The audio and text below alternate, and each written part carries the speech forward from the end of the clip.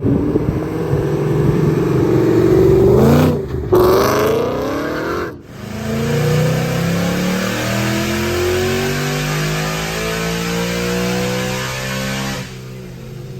what's up everybody? Brent from Brenspeed. Thanks so much for watching Brenspeed TV. Today it's a tour, not a shop tour. It's a tour of a 3-valve Mustang Coyote swapped. And we're not just talking Coyote swap on this. We're gonna go front to back, top to bottom. This has so many mods, it's gonna be really cool. So this is gonna be a long video, so maybe get relaxed. Hey, if you haven't, please subscribe and notify us, stay up to date on cool videos. But I have Doug with me, we're gonna go down and check it out. So here, we're gonna start at the engine compartment today, Doug. Gen 2 Coyote swap. So this has what we call our Webster short block, which is a built short block. Gen 2 Coyote, we're running stock cams.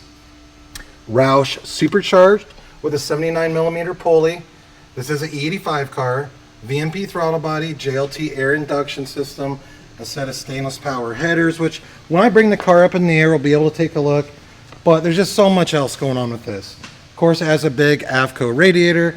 So a lot of these parts, I'm telling you, when you watch our Coyote videos, are a lot of the same parts we put on those, but it's on this awesome 3-valve right here. Retains power steering, retains air conditioning, running a 4 performance control pack. So that's how we're operating the engine. But it's a really sweet setup, like a 4 return style fuel system, Magnum transmission, suspension, brakes, rear end, clutch. I mean, everything on this car has been modified, even some stuff on the interior, which we are going to take a look. So we'll start with the engine. I think that's awesome. That's what it looks like right there. Awesome Coyote swap. I'm going to bring this up in the air. We're going to look underneath. Then I want to look in the trunk to show you an ice tank. We're going to get on the dyno, so we're going to watch a dyno pull, and then I want to show you a couple things on the interior. So Doug, let's bring this up in the air and check it out. All right, we're going to go underneath. We're going to go front to back, but first I thought we'd check out the brakes. So some Race Star wheels on this bad boy, and we have a set of Willwoods. So we did Willwoods front and back. This is the 6 pistons here on the front. Some Nitto tires. We have some Nitto stickies on the back because you're going to want that with this much power. But I want to come up here. We're going to start at the front, Doug. Make yourself at home wherever you want to go. It's going to be kind of hard to see some of this, but you know, this isn't really set up as just like a drag car or really like a road race car. It's just set up for like an all-around fun street car. So we do have some brake cooling ducts going on up here. We have the awesome BMR light and tubular K-member with the tubular A-arms, so it's a really sweet setup. This is running some coilover suspension. We'll take a little bit of a look when we get back to the back on it. But Magnum 6-speed transmission, I love those. Always McLeod RST, that's the clutch to go with. This is running the RXT though, it does handle more power. So if you have maybe like a little bit of a lower power supercharged Coyote, you might want the RST. We have the RXT in this one with a killer Magnum transmission. You know, we do a lot of these swaps, so you have a lot of choices. You can do maybe a 6R80, do the automatic, but this particular client wanted the manual. Stainless power long tube headers. So when you do a Coyote swap, you really just need a set of long tubes, really, out of like an 11 to 21 Mustang. Those will work, you can make them fit. So we have that going on right here. Ooh, the cutouts. Doug, check this out. I love the QTP cutouts. Those are awesome. So because we do retain catalytic converters, you know, the car's loud, but it's not crazy loud, but we have the cutouts on here. So if you want to like essentially bypass your mufflers. Subframe connectors, got to stiffen up underneath the car. So we run these from BMR. You have the BMR subframe connectors. You've seen those maybe in some other videos, but we put those on a lot of cars. 4 return style fuel system underneath this. And we are running, I believe, ID 1300 injectors because we are going E85 on this car. And we weren't quite sure how much boost we're going to end up running. Really, we end up not getting that crazy, and it makes a ton of power, so that's cool.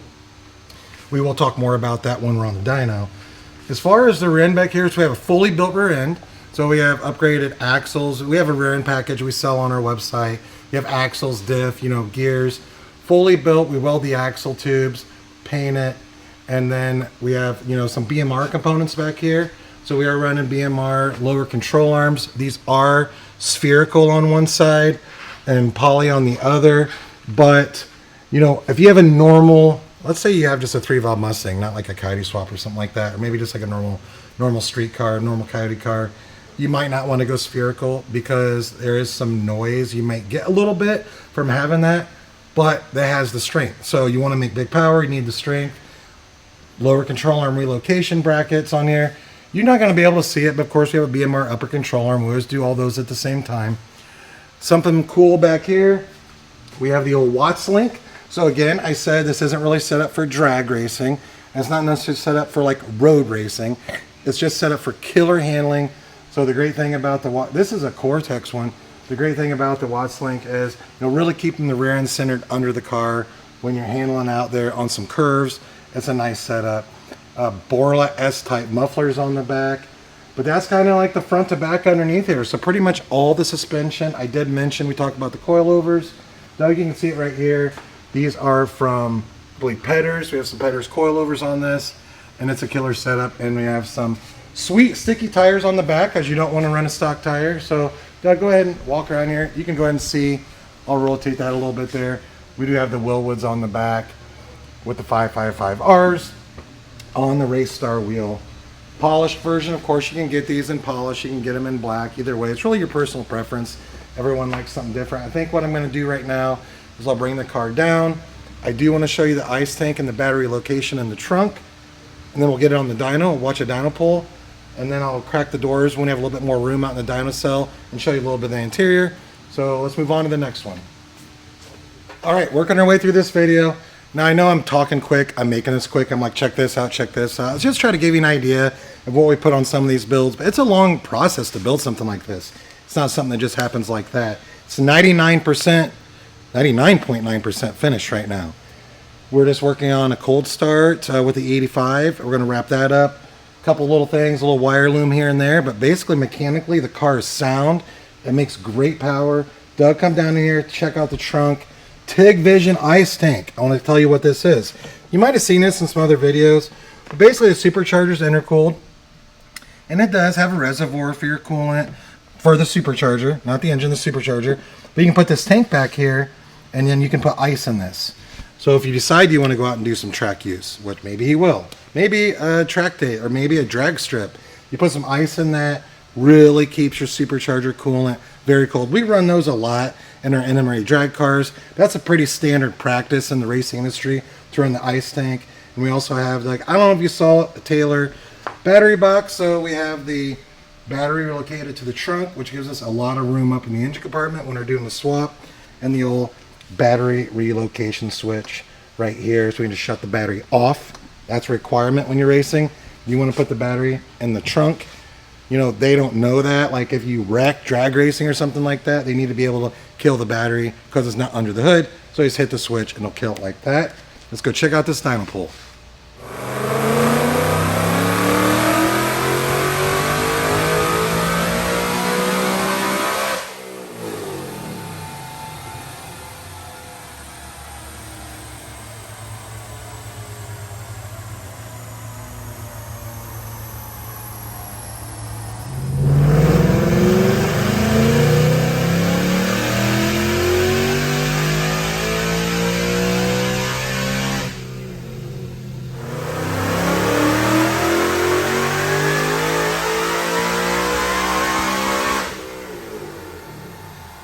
All right, check out these numbers. 85, remember, 79 millimeter pulley. This car is awesome. Dynojet SAE, 704 roll horsepower, 7,600 RPM, torque killer, 568 at 5,300 RPM.